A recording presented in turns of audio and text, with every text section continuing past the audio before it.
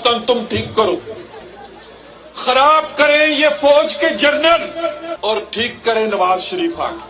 मैं इस बात पे कन्विंस्ड हूं कि डिफेंस बजट को और भारत के साथ जो पीस प्रोसेस है उसको अलग अलग देखे। मैं डीएचए के खिलाफ हूं।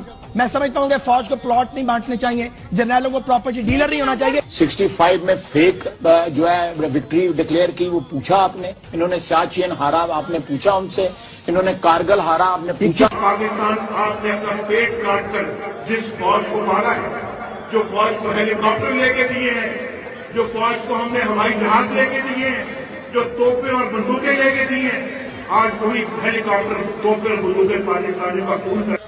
जनरल फैज, ये आपके हल्फ तोड़ने की सिर्फ एक मिसाल है। एक, आप पिछले कई सालों से बेधड़क सियासत में मुदाखलत किए चले जा रहे हैं।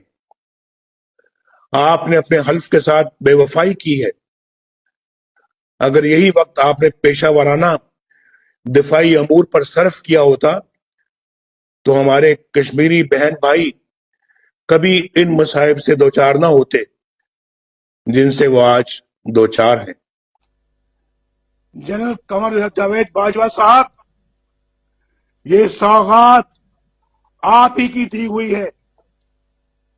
आप ही इस मुसीबत की मारी कौम की परेशानियों का मूजिब हैं।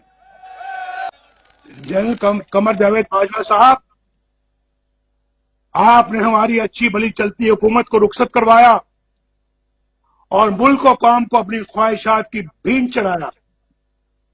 मेंबरान पार्लियामेंट की खरीदो फरोख्त, जिससे हम अरसा दराज से जान छुड़ा चुके थे, दोबारा आपने शुरू करवाई।